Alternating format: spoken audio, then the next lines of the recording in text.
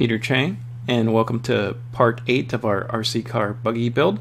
And for this build we're going to be starting off with bag E, and the first component you want to look for is this aluminum nut. And this aluminum nut is actually going to fit right into our front bulkhead. So the front bulkhead is actually attached to the chassis with 3 hex screws. So we just want to go ahead and just locate that, and we want to, you could actually install this any which way, but I'm going to install that center one first. I'm going to put in that screw in there, and I'm working off the magnetic pit mat by Cow RC, which is just totally awesome. And I highly recommend you getting some kind of magnetic mat, because I just been dropping screws left and right so far, and this mat has not let me down.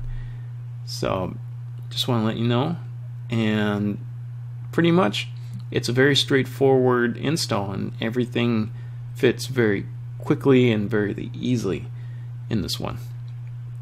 So I'm going to go ahead and just make sure that this is lined up, and oops, I keep dropping this. My hand is actually getting tired from using this Weehaw hex wrench. It's actually a pretty good wrench. It's just the torquing capability of this wrench isn't quite there. It's a little hard to grip after long periods of use. For short periods of use, it's a perfect tool.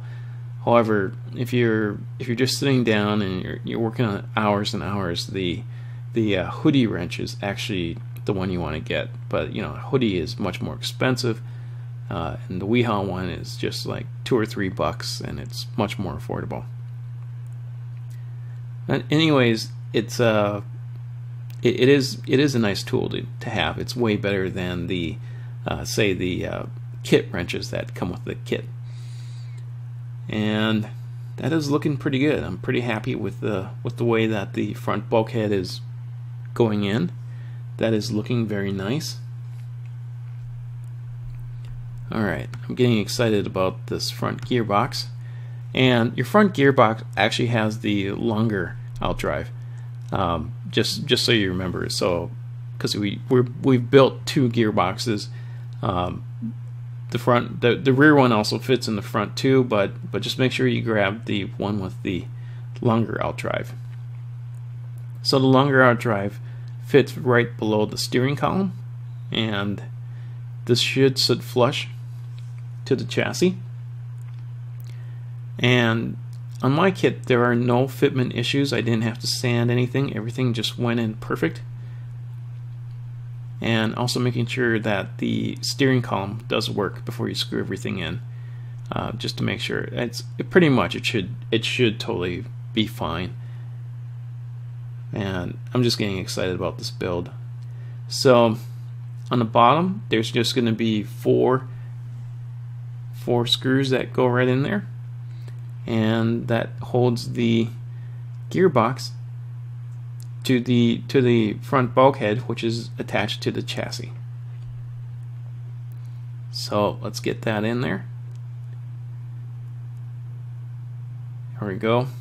And I'm just screwing this in, and you can screw you have 4 screws to screw in. So you could actually I've actually seen people putting these things in like a you know, kind of like a clockwise pattern. They put in 1 screw, then they put in the 2nd screw right next to it.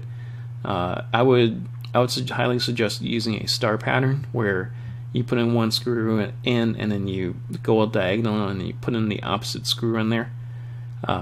The star pattern is a superior way of installing these parts, because you could distribute the pressure across the entire part or component, and then just kind of have a solid build as you go along. So I highly advocate, when you're putting in important components in there, go ahead and use a star pattern to screw those things in. And so far this is very easy. This is a lot of fun building out this kit. There are no fitment issues whatsoever so far. And just if you think back, like the only issue I had was just the sanding issue with the one of the gears, but so far it's been pretty good. This is looking very cool. And stay tuned for our next video where we fit in our front arms in there. But I'm loving this this gearbox.